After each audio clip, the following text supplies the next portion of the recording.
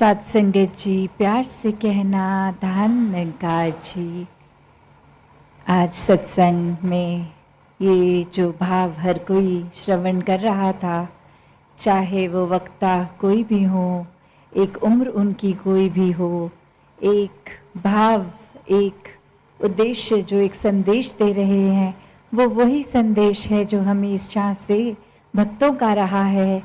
कि खुद भक्तों ने तो जहाँ अपनी आत्मा का कल्याण कर लिया, इस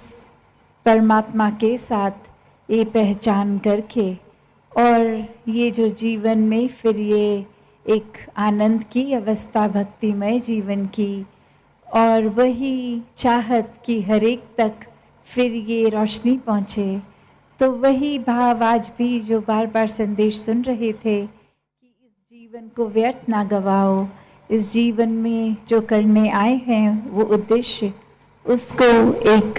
पूरा कर लें, इस परमात्मा को जान के अपनी असल पहचान कर लें। तो बात वही जो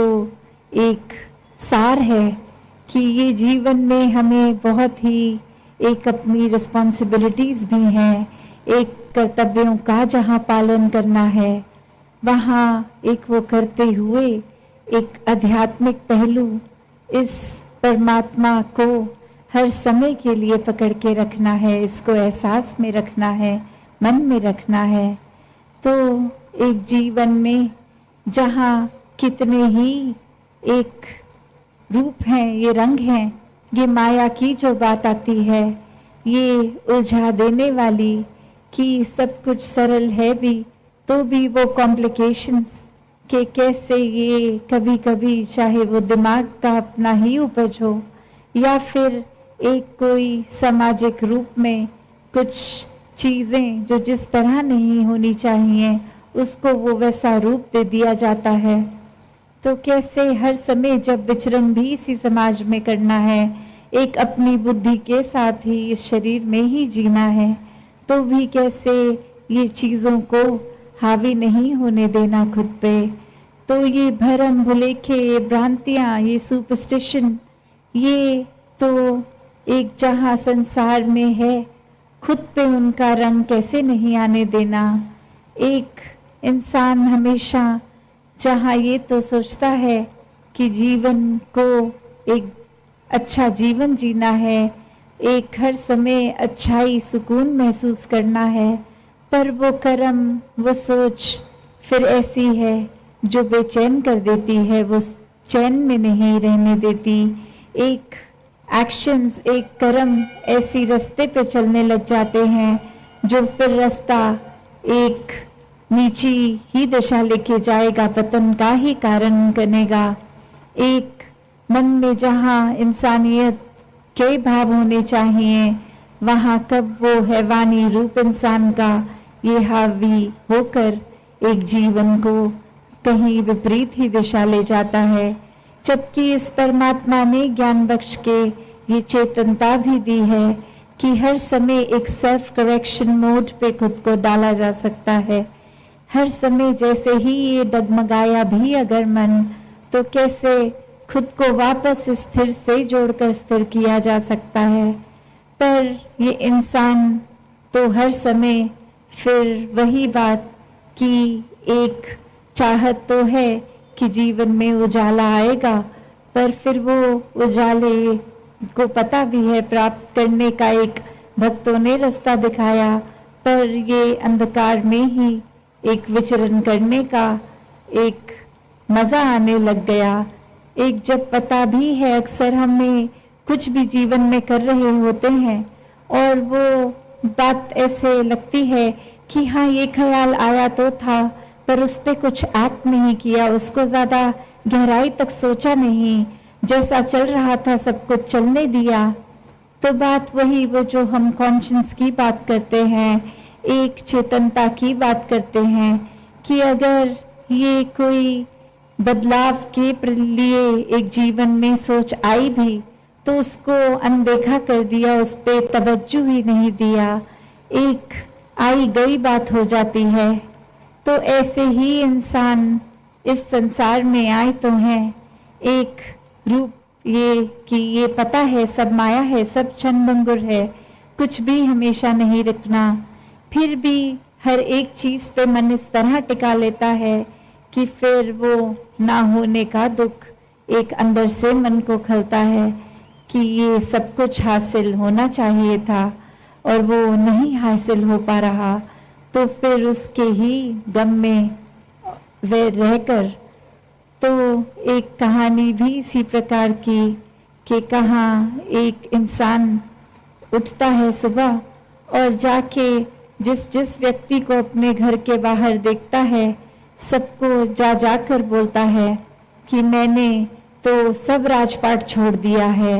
एक मैंने सब चीज़ों को, सुख सुविधाओं को अबैंडन कर दिया है, ये एक मैं इतना बड़ा राजा और फिर कुछ भी अब मैं उस तरह वो नहीं अपने पास एक लग्जरियस लाइफ रख रहा हूँ। और वही व्यक्ति के जो ये सुनने वाले, उनकी जहाँ वो हंसी भी निकलती है कि आप तो यहीं रहते हैं, आप तो कोई महल में नहीं रहते, आप तो कहीं के भी राजा नहीं हैं। तो ये त्याग की बात आई कहाँ से? क्योंकि कोई राजपाट तो था ही नहीं, वो त्यागा फिर कैसे? और फिर वो व्यक्ति बोलता है कि ये सब कुछ था सपने में मेरे पास और उठ के अब मुझे एक लगा कि मुझे वो चाहिए नहीं, मैंने छोड़ दिया। तो सोचने वाले जो सोच रहे हैं वही बात हमारे जीवन पे भी लागू है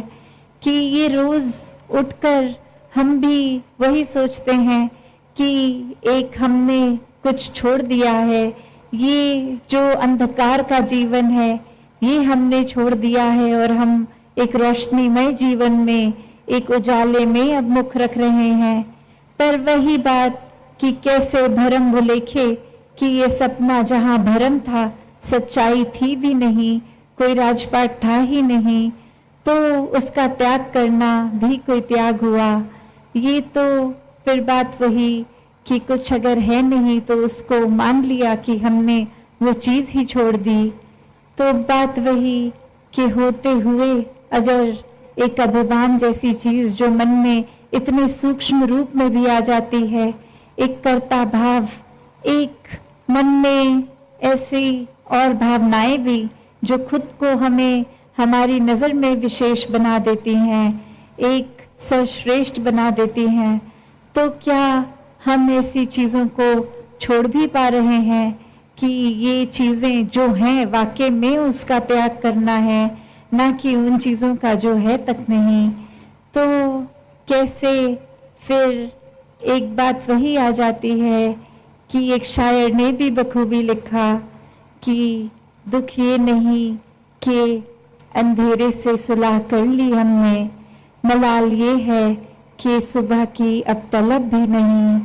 तो कैसे एक इतने समय से ये आत्मा भी जहाँ शरीर बदल बदल के एक रूप अंधेरे का, ये भ्रमों में जीने का, या फिर अगर इस जन्म की भी बात करें, कैसे एक हर समय परिवार समाज इत्यादि जो जो भरम भुलेखे बोलते गए, एक सच्चाई ढूंढने का भी इस मन को एक रुझाव नहीं आया कि क्या हर कोई जो कह रहा है वो अंधाधुंध बात माननी है, या कोई सच्चाई के लिए ये जिज्ञासा, ये क्यूरियोसिटी रखनी है। और वहीं एक जो बात हम चाहे मैथोलॉजी भी कह लें या फिर एक भगवान कृष्ण की भी बात करें, तो जहाँ वो जिज्ञासु भक्त की भी अवस्था है, तो कैसे वो जिज्ञासा तो होगी तो ही फिर आगे वो ज्ञानी भक्त बन सकेंगे। तो कैसे अगर जिज्ञासा हम सच्चाई की रखेंगे ही नहीं, एक झूठे जीवन को ही सच मानते चले जाएंगे, एक अस्थिरता को ही एक स्थिर मान लेंगे, तो फिर एक हम खुद कहाँ टिक पाएंगे इस परमात्मा को जान के, जहाँ इसमें टिकना था, मन को इसमें लगाना था, इसको मन में बिठाना था। वहीं एक हम फिर संसारिक रूप में एक अपने ही सोच में एक और चीज़ों में उलझते जाते हैं, फिर एक मन में एक कुछ भी अपने आंकड़े लगा लिए कि ऐसा करेंगे तो हमारे साथ ऐसा होगा, कुछ ये करने से कुछ अशुभ होगा, तो बस ये प्यार को अपनाते चले जाएं, इस परमात्मा को जानकर फिर उसके बाद ये प्यार करके इसमें एकमिक हो जाएं, ताकि हम खुद से भी एकमिक हो जाएं और पूरे संसार से भी हो जाएं। तो दासी और समय ना लेके इन्हीं शब्दों से आपसे आज्ञा लेगी। सत्संगत जी, धन निरंकार जी।